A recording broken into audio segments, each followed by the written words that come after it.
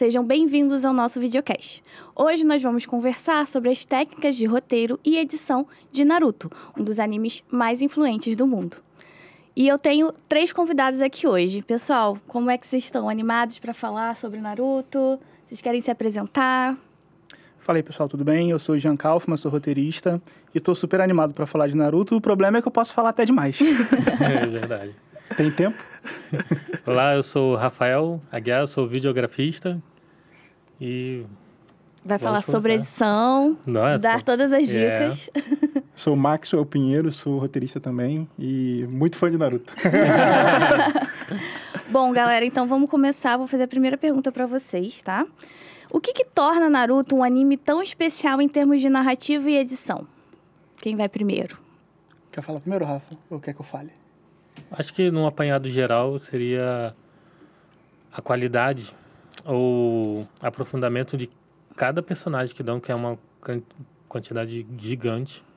E em questão de edição, é saber a hora certa para cada momento, saber o tom, cara, é ser rápido quando precisa ser rápido, ser lento, dá tempo da gente digerir as informações, a mensagem triste. As tragédias. As tragédias. Põe tragédia. Eu acho que, complementando o que o Rafa disse, a grande questão que faz Naruto ser o que é toda a complexidade do universo. A história em Naruto ela é muito bem construída. Ela é muito bem arquitetada. Ali no início, no Naruto clássico, a gente tem ali a apresentação não só daqueles personagens, né, dos 12 de Konoha e depois no Shippuden dos 13 com a entrada do Sai, mas assim, a geografia daquele universo, que começa primeiro no nível local, dentro da vila, e aí expande para os outros países, quando eles vão para a terra do Haku, que eu esqueci o nome em português. Não Ótimo. tem problema. País das Ondas? Da névoa. Poder da névoa, o Não, culto, do som. Eles vão na vila eles vão pro País das Ondas, que é quando eles encontram o Haku e os Zabuza, que aí introduz a Vila da Névoa. Realmente é isso, eles vão aumentando. Essa escala geográfica, ela vai aumentando aos poucos. Assim como a escala de poder e toda a dinâmica construída, política, social e de vida daquele universo. E a gente tem tempo de entender como funciona. A gente entende que se trata de um mundo que tem uma tecnologia que não é tão avançada, mas que existe. A gente entende que é um mundo de ninja, onde as pessoas, além das armas que são comuns no nosso mundo, possuem, entre aspas, poderes, né, que são ali os genjutsus e os ninjutsus. E a gente entende o que tem dentro do Naruto, mesmo que seja ali de uma forma mega superficial, toda a questão da besta de cauda, da raposa demônio de 9 caudas, tudo isso é muito bem construído ao longo do clássico, sabe? E aí, quando a gente vai pro Shippuden, a gente vê esse universo expandindo, a gente vê grupos terroristas, a gente vê que o mundo não é só aqueles dois países que estavam ali, existem outros países e tem outras aldeias que são pinceladas no Naruto clássico, mas que não tem nenhum tipo de aprofundamento. E a gente tem muitos personagens, então a gente consegue fazer com que quem está assistindo se identifique pelo menos um pouco com algum personagem. E, assim, falar que todos os personagens de Naruto são bem construídos é mentira. Tem personagem demais. Tem personagem que acaba não tendo tempo de tela. Por exemplo, a Tenten. Quando a gente para pensar que existem poucos personagens femininos e dos poucos que tem, uma delas praticamente não aparece o anime inteiro. A gente acaba lutando ali com aquela questão. A gente tem muito personagem, a gente tem que fazer a história avançar, mas a gente tem que desenvolver eles em algum grau, sabe? Então eu acho que na parte de roteiro é isso que faz Naruto ser esse grande sucesso. A quantidade de personagem, por mais que isso acaba virando um problema mais pra frente, e toda a estrutura que é bem costurada dentro do universo da história. Esses personagens secundários, né, pelo menos a maioria é muito bem construída, né? O mangá, ele se tornou uma febre muito antes de vir um anime, por isso que veio o anime, né? E no mangá a gente tem os livros da Anbu que detalham cada ninja de Konoha, de todos em volta, pelo seu nível de perigo, e tem todas as características, habilidades. Então, assim, mas os personagens secundários, que são mais bem desenvolvidos, normalmente têm alguma interação ou terão alguma interação com a história principal, né? Então, até isso é muito bem amarrado. E estão bem relacionados também com a questão da jornada do herói, que é o Naruto, né? Constrói essa narrativa dele ser o cara excluído, ter aquele objetivo e como que ele vai chegar lá, e tudo dá errado, todas as adversidades, e tem essa relação de amizade com o Sasuke. Então, eu acho que, assim, apesar de ter realmente muito personagem, mas muitos personagens secundários são muito bem construídos. Por exemplo, o meu personagem preferido, que é o Itachi, que é muito bem construída a história dele. E lá na frente você entende o porquê que ele tem essa relação com o Konoha, que ele é taxado de um jeito e depois tudo aquilo se desconstrói. Então, tivemos vários plots, não só esse, né? Mas esse também é um magnífico. Então, acho que o roteiro é rico. Isso faz você querer e se aprofundar até em personagens que, teoricamente, não são o personagem principal, né? Ele não é o cara que deveria ter atenção, mas ainda assim tem muita gente que não é fã do Naruto. Tem gente que prefere o Sasuke, tem gente que Então, isso é legal. É uma história que é rica, né? Não fica focada naquele personagem principal. E, rapidinho, um exemplo disso é quando teve o especial de 20 anos do mangá, foi feito uma pesquisa mundial em que os fãs tinham que votar no site da editora do mangá qual era o personagem favorito deles. Quem que ficasse em primeiro lugar teria um one-shot, um mangá one-shot, explicando, passando alguma coisa da vida deles. E quem ficou em primeiro lugar foi o Minato. E aí? Tanto que o Minato ganhou, e ele explica a origem do Rasengan, e aprofunda um pouco mais ali, um pouco no clã Uzumaki, que é o clã do próprio Naruto. Em segundo lugar, ficou a Sakura, o que gerou uma certa controvérsia. E em terceiro ficou Itachi. Ou seja, nenhum dos principais que teoricamente seria o principal. Tirando a Sakura, que faz parte ali do grupo principal. Mas foi teoricamente mal explorada, né? Muita gente ela foi super mal explorada. Ela é uma das personagens que ela tem muito mais a integrar. E hoje, se a gente for falar assim, considerando o universo de Boruto, em força física e em conhecimento, atualmente ela é a personagem mais forte da vila. Não considerando a nova geração, mas assim, da geração dela é a personagem mais forte. Mas zero aproveitamento. Poderia ter sido melhor aproveitada. Bom, gente, agora então eu vou pedir para vocês falarem quais são os principais temas trabalhados em Naruto e como o desenvolvimento dos personagens reflete nesses temas. Vocês já falaram que eles são muito bem desenvolvidos, mas vamos aprofundar um pouquinho aí esse assunto. Cara, laços. Superação, amizade. Eu acho que são os três primeiras coisas, né, que a gente tem que pensar. Superação. Naruto, ele é o clássico personagem que não tem nada e ele tem que batalhar pra ter tudo. Jean, em algum momento, o Naruto se mostra ser um gênio. Sim, ele se mostra ser um gênio e mostra que se ele tivesse tido apoio desde criança, ele não teria passado por metade das coisas que ele passou. Mas aí a gente tem outros personagens que assumem esse papel, como o Guy e o Rock Lee, que são personagens que possuem limitações físicas na construção do chakra, que é a energia vital deles, e eles não conseguem usar nada a não ser força bruta. E todo o kit de poder deles é baseado explicitamente no esforço deles. No treino excessivo deles. Enquanto que eles se dedicam ali. Naruto faz isso muito bem também, principalmente no Naruto clássico, até ali no Shippuden, quando ele vai desenvolver o Rasen Shuriken, nas duas etapas, né? Quando ele tá treinando na cachoeira e quando ele vai pro Monte Byobuko para treinar com os sapos, e ele percebe que usando o modo Senin ele consegue... vai poder jogar o Rasen Shuriken e não mais ter que ir até o rival. Então, assim, é trabalho duro, é dedicação, é superação. É ver que quem não tem nada pode alcançar coisas incríveis. E aí, laços e amizades é toda a história, né? A história de Naruto é a história de um amigo querendo buscar o outro da perdição.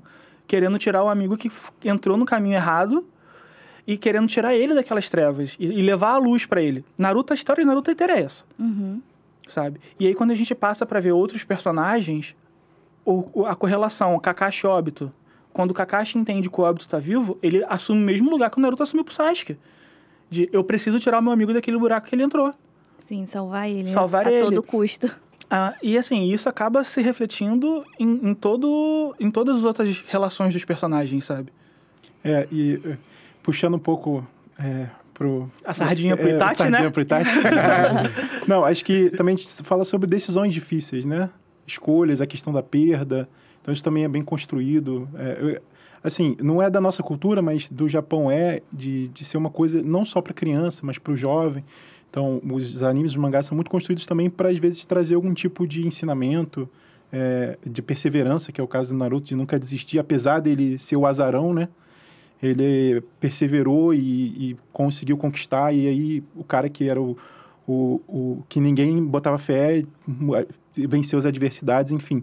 Mas a gente vê também outros personagens que tomaram escolhas difíceis. O próprio pai do Naruto, o Minato, quando chegou no poder, que era o que ele queria ser Hokage, ele teve que dar a vida para salvar não só o filho dele, mas a vila. E o Itachi é a mesma coisa, o que a gente estava até conversando aqui antes, né?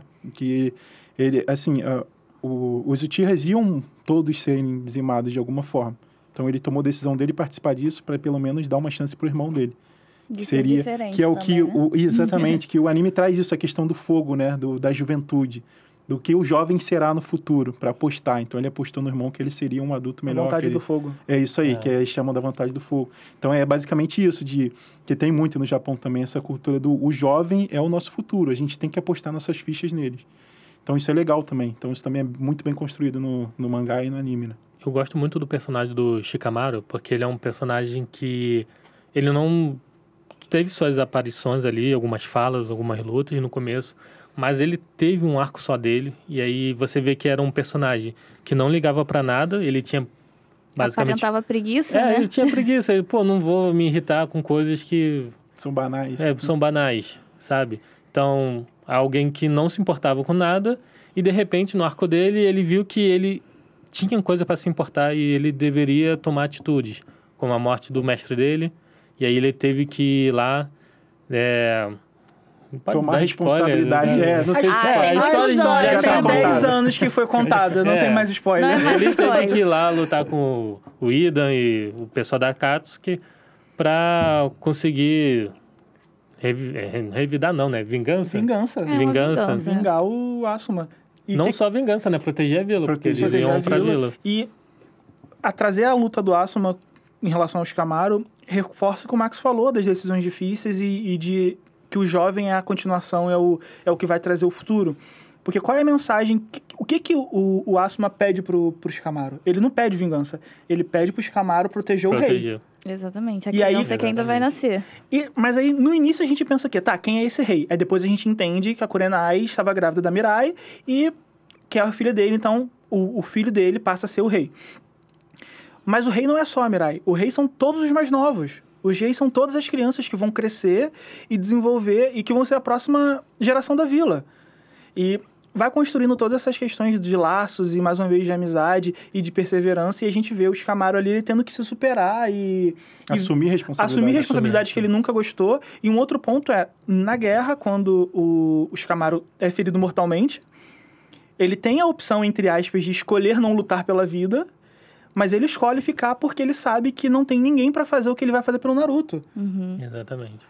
E no final No das final, contas, ele ele- é o braço direito Ele do Naruto. acaba virando o braço direito do Naruto. Um dos caras mais importantes da vila. Tipo, é o cara que nas Gaidens pós-Naruto, nos Shindens também, é o cara que é o responsável como se fosse o líder da ONU naquele universo. Ele é o líder político de todo o universo. É ele, daquele mundo de Naruto. É ele que toma as decisões de que, não, a gente vai entrar em guerra ou não. Então, assim, o cara que não queria nada com nada, E agora toma de alguma mais o forma se conselheiro, né? tornou, É a mão do se rei, tornou o a conselheiro. figura, uma das figuras mais importantes, se não em algum momento, mais importante da história, sabe? Que agora ele não toma decisão por ele. Por ele toma por milhões de pessoas. Bom, gente, então agora vamos entrar nas técnicas de roteiro. Quais são as principais técnicas usadas em Naruto? Naruto tem uma questão muito presente que, pra muita gente, acaba virando um problema, principalmente se você tá maratonando, que é flashback. Inclusive, temos o meme, né? Quem não conhece o Tururu está vendo errado. Que começou o Tururu, a gente sabe que vai entrar um flashback de impacto ali pra Sim. gente sofrer. Quantas vezes a gente tem flashback da luta do Vale do Fim com Naruto e com Sasuke? Perdeu as contas já, né? De tantas. Não, é muitas vezes, assim, isso é uma técnica de roteiro que realmente existe. O que o flashback faz? Ela traz uma explicação ou relembra alguma coisa pra quem tá assistindo. Porque a gente pode pensar que, Naruto se levou, sei lá, 10 anos pra acabar. Pra gente. Pra eles se passaram 3, 4 anos. Então, pra eles as coisas estão muito mais firmes e muito mais frescas na memória do que pra gente. Então, assim, o flashback é algo muito importante. Sim, Naruto peca em alguns momentos com flashback? Peca. Não vou passar pano. É um exagero, às vezes. Tem hora que não precisa. Acho que essa é a grande pergunta, né? Qual é o limite? Qual é o limite, sabe? Mas aí é uma resposta, é uma pergunta muito difícil, porque é uma obra que tem... O mangá tem 700 capítulos. E você tem que lembrar que a gente é da época que a gente esperava pra ver uma vez na semana, aí ele lançava, sei lá, 22 episódios, aí depois só ano que vem... Que vinha filler. Que vinha Que filler. vinha filler, e aí ficava um ano de filler, Exatamente. e aí vinha de novo os episódios de novo. Então Mas tinha que lembrar. tinha que lembrar. E é importante falar que o filler não faz parte da narrativa principal, né? Ele não Não. conta a história. Ele muitas vezes voltava, sentava no Shippuden, já voltava pro clássico. Tipo, Alguns abriam um pouco, tipo, o caso lá dos outros Jinchuriki, né? Uhum. Que só falava que a Katsu pegou, mas tinha lá no filler eles indo lá pegar. Alguns casos, e tal. por exemplo, os Gaidens, Kakashi Gaiden e Itachi, porque já tinham no mangá, Sim. né? Já contavam a Não, mas história. esses não tem nem no mangá. Esses são puramente fillers. E alguns... São fillers que o próprio Kishimoto, que é o autor, ele canonizou. Os fillers que envolvem os Otsutsuki na guerra, que mostra a história do Hagoromo e do Hamura, e como que a Kaguya chegou aqui e tudo mais, como que eles dispersaram ali todo o conhecimento do Ninshu, antes de virar ninja, né? Era o Ninshu, que era tipo uma religião. Isso tudo foi canonizado pelo autor. Então, assim, e são fillers que são ok, você consegue entender o que tá passando. Agora, na própria guerra, tem um filler que virou muito meme na época. No meio da guerra, no episódio ali tá a luta acontecendo, todo mundo desesperado. O episódio seguinte é Exame Chunin, Naruto contra Konohamaru. Eu fico assim, meu Deus do céu, o que tá acontecendo aqui? Isso até quebra meio que o clímax também. Quebra. Né? Você tá Total. construindo ali Total. construindo, né, uma emoção, uma expectativa, e aí do nada você desvia. Acho que isso dá uma enfraquecida também. Mas isso é no anime, né? Uhum. Porque no mangá, No mangá foi, isso é mais bem construído. É mais e tal. fluido. Uma técnica também, os clímax das batalhas, das emoções. Muitas batalhas são baseadas ou em vingança, ou em retribuição, ou em salvar alguém, salvar a vida. Exemplo, a icônica batalha, terrível, mas icônica batalha, que do Naruto, quando chega lá, que o Pain destruiu a vila inteira, e ele chega lá, e essa batalha no anime era para ser maravilhosa, mas não foi tão boa, né? Nosso colega aqui, editor, pode falar melhor sobre... Ok, a gente vai entrar no assunto da animação.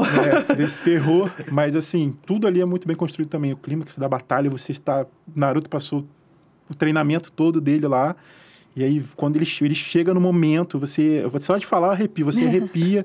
Porque, cara, você esperou por aquilo. Então, essa construção, o roteiro traz isso. Para quem tá lendo, para quem tá assistindo, essa emoção que só de lembrar, você fala, cara, aquilo foi simplesmente maravilhoso. Eu acho que entrando nos vilões, a gente pode falar da humanização deles também, né? Ali Sim. Ver o outro lado da bom. vitória, isso é... Da vitória, não. Ver o outro lado da história.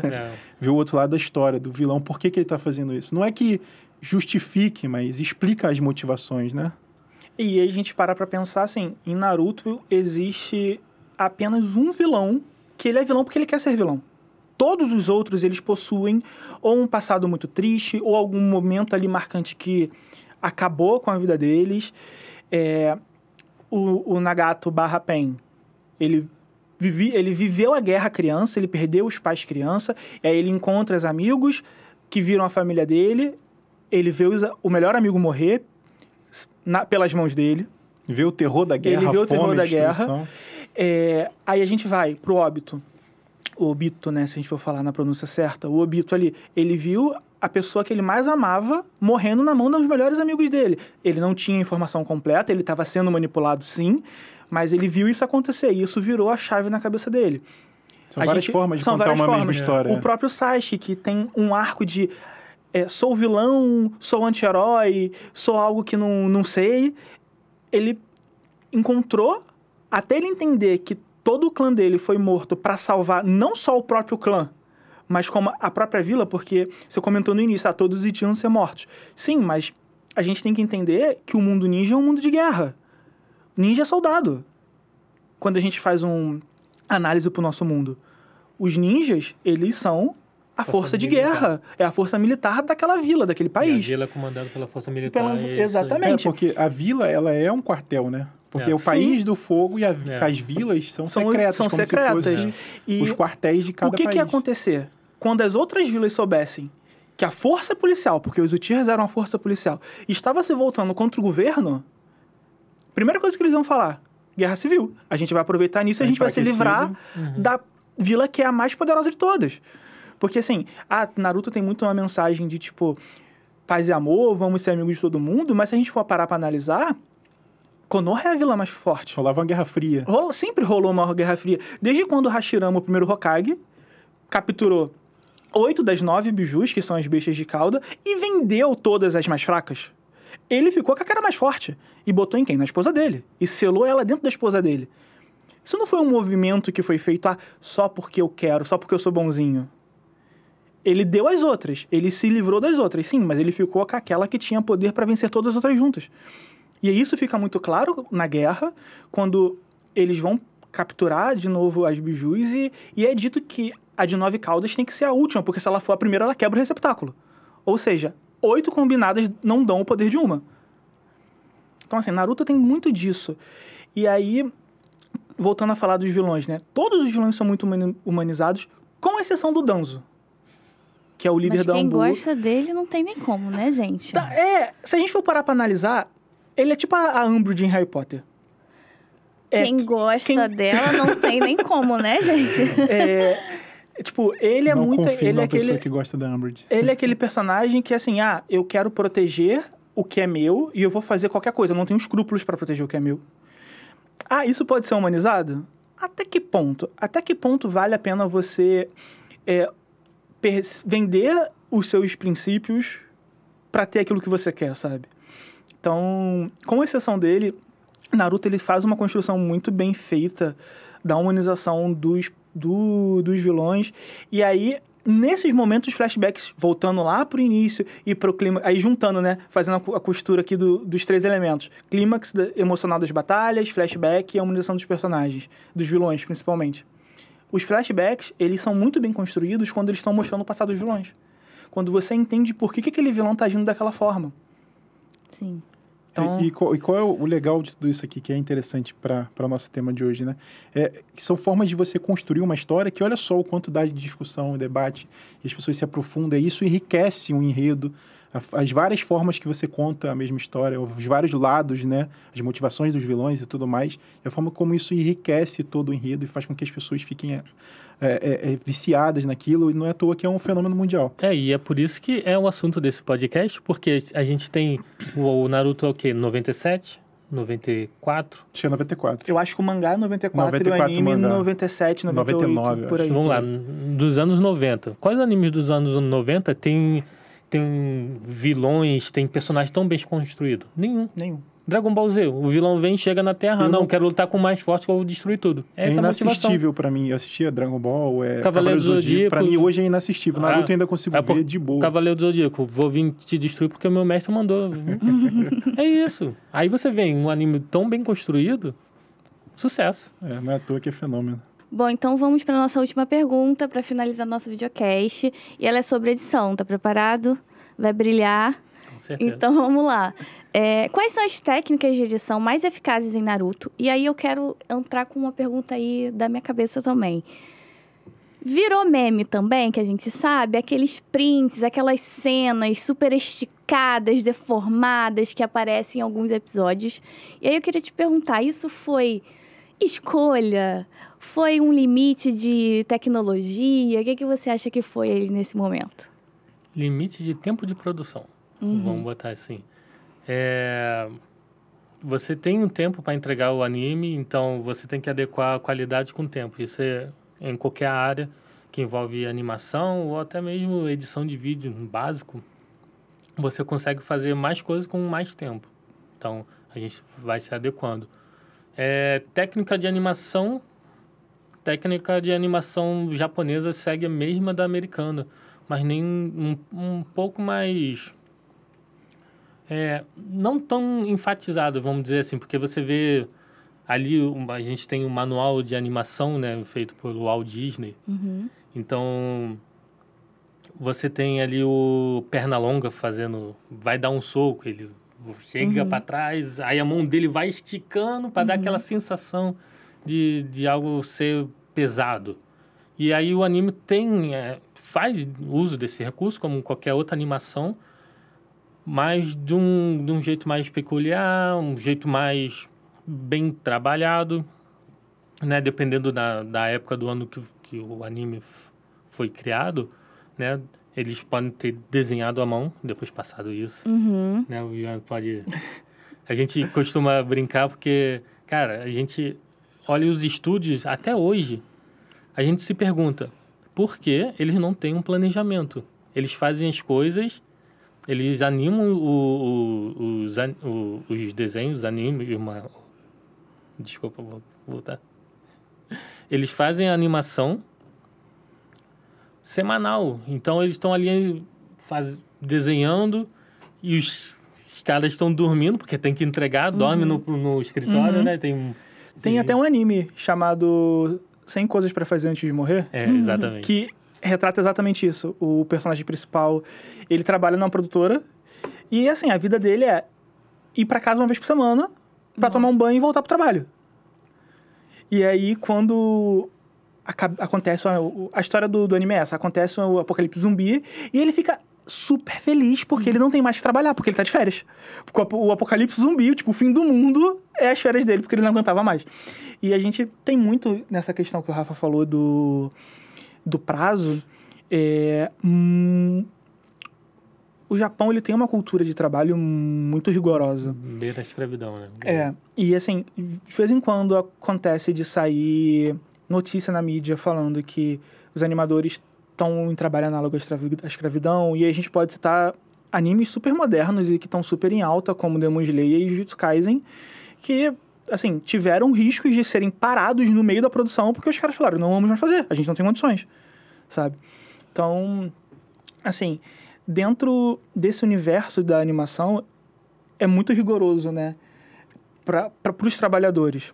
É até tem um ditado interessante, né? Também que é um grande problema. Apesar do tempo, há uma semana para produzir um episódio, também tem a grande questão de que não adianta aumentar também o efetivo, né?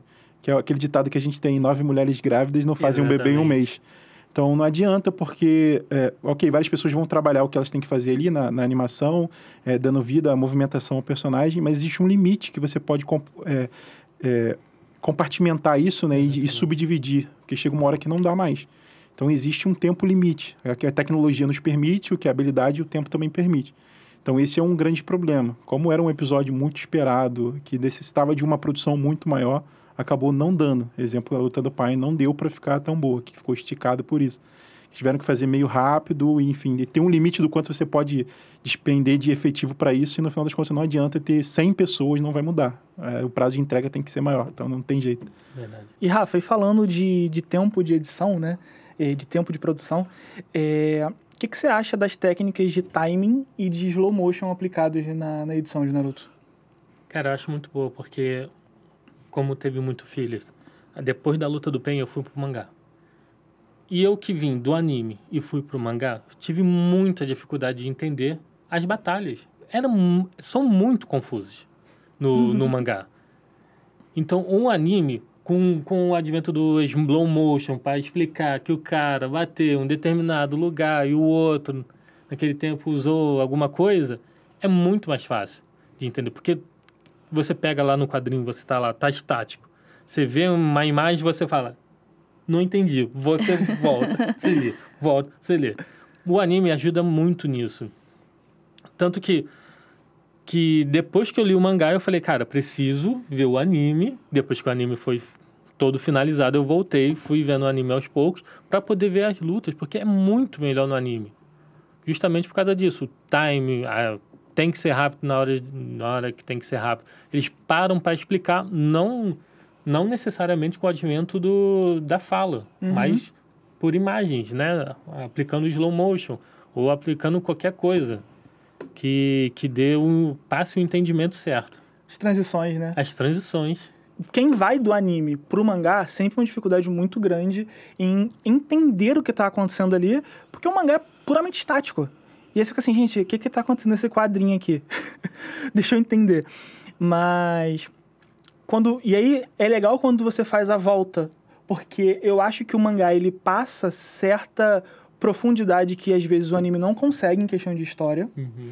E aí, não é detrimento nenhum ao anime. Isso, pra mim, muito pessoal. Eu vejo isso em vários mangás. Por exemplo, Demon Slayer. Eu senti muita mais emoção em algumas coisas em Demon Slayer no mangá do que no próprio anime. E olha que o anime tem efeito sonoro, tem trilha, tem a animação ali acontecendo.